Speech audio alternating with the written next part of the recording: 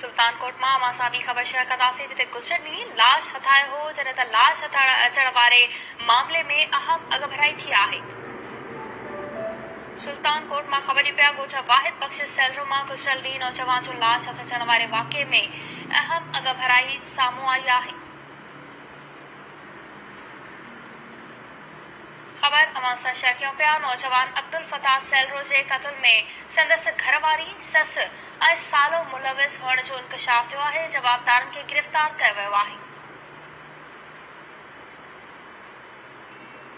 पंहिंजे चाहींदड़ आशिक जलाल सैलरो जे मदद सां अब्दुल फताह सैलरो खे कत्ल कयो। घर भातियुनि मदद कई।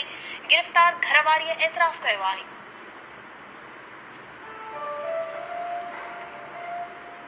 नौजवान अब्दुल फताह सैलरो के कत्ल में संदसि घरवारी सस ऐं सालो मुलविस हुअण जो इंकशाफ थियो आहे।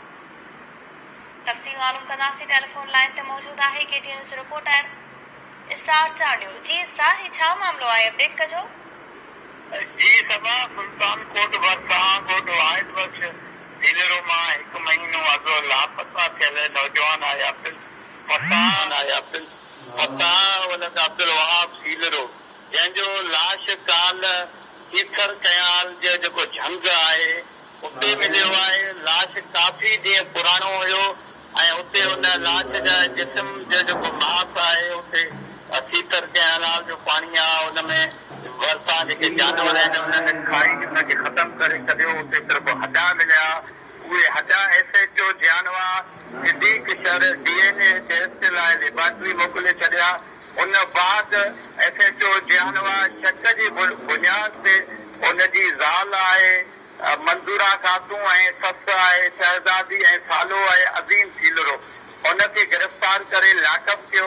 उन गिरफ़्तारी बाद पुछा गुछा दौरान मक़तूल जी ज़ाल आहे उन उहो इंकशाफ कयो आहे त मूंखे पंहिंजो मुड़ुसु जेको आहे पसंदि न हुयो। घर में असांजो झरू जहिड़ो हलंदो हुयो। उन बाद मुंहिंजो पाड़ेस फिरी जेको चाहींदड़ आहे आशिक आहे जलाल सैलरो, मूं उनखे उनजे क़त्ल कराइण जो टास्क ॾिनो हुयो। उन बाद मुंहिंजो मुड़ुसु मूंखां नाराज़ थी घरां हलियो वियो। उन बाद मुंहिंजो चाहींदड़ जलाल सैलरो उनखे जेको आहे क़त्ल करायो आहे। ख़बर न आहे त उन सां वधीक केरु आहिनि ऐं हिनजे क़त्ल कराइण जो जेको आहे उन सॼे मैटर में हिन जो ससु ऐं हिन जो सालो ऐं मक़तूला जी जेका घरवारी आहे उहे शामिल आहिनि।